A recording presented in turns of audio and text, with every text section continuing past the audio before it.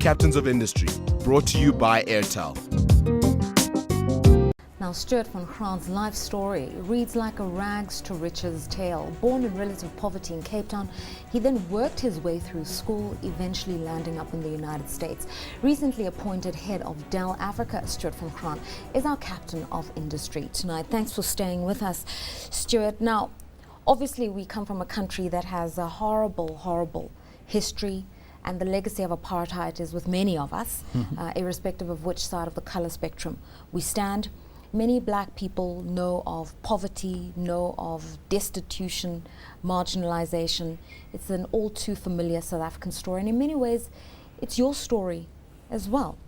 Where shall we begin? At the very beginning or somewhere in the middle? Tell us about what poverty means to you.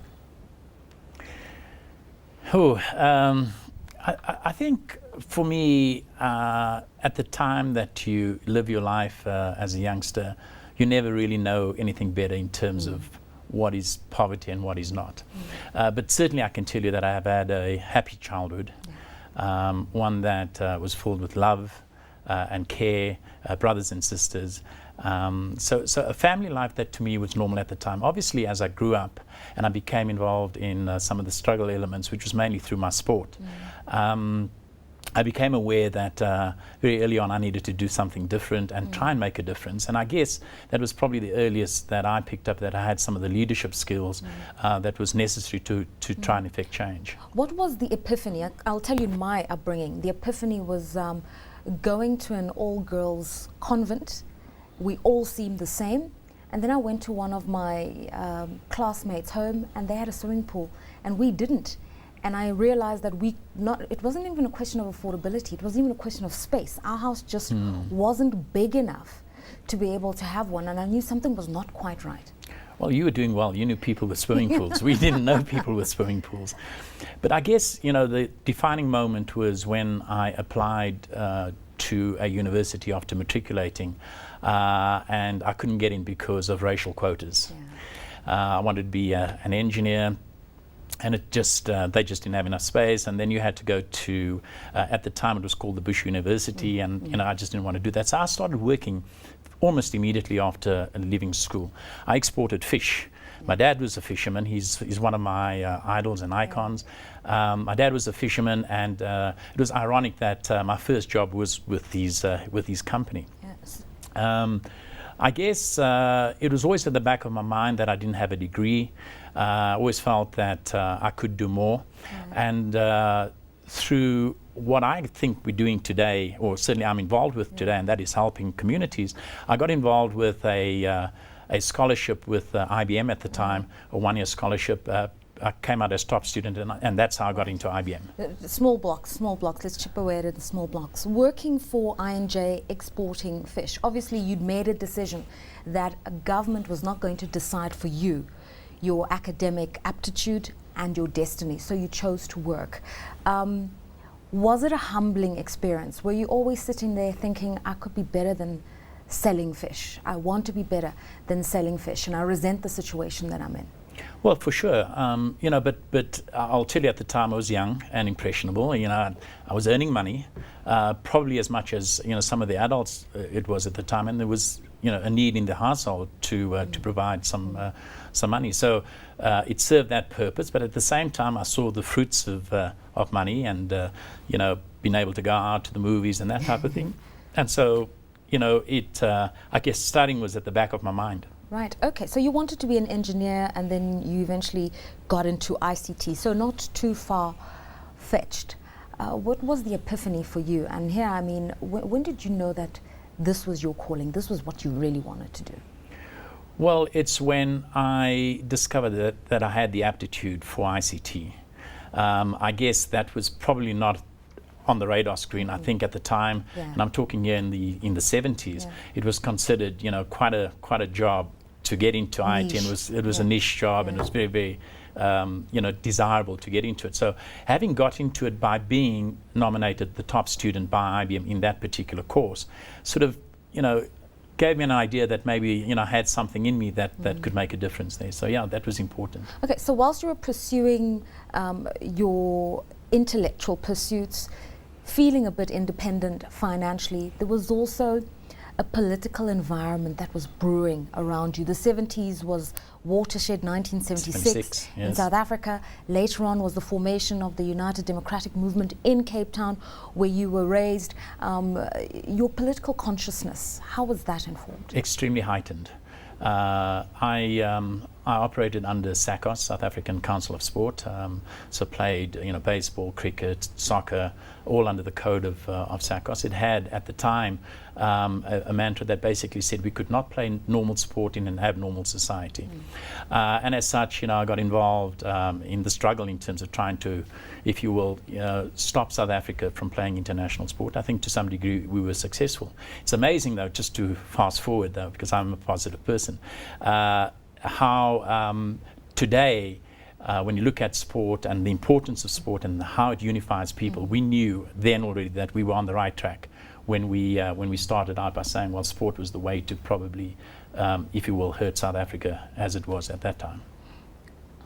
Have things really changed though in sport? I mean, yes, South Africa's now has re-entered the league of global nations in participating in the Olympics and the various World Cups for rugby and cricket, but we're still dealing with issues around transformation in sport, racial quotas in sport. Now, coming from a background where your race was a barrier, even if not to your mind, but was certainly a social barrier for how you could advance as an individual. How do you feel when we're still wrangling over some of these issues today?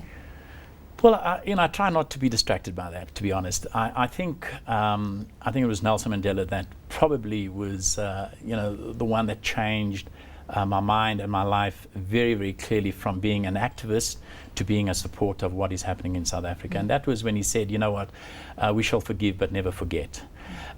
Forgive, I certainly have. Forget, I haven't. But I haven't, it's not forget in the sense of trying to get back. It's the sense of trying to, if you will, never to have the same situation happen again. That's the important thing there.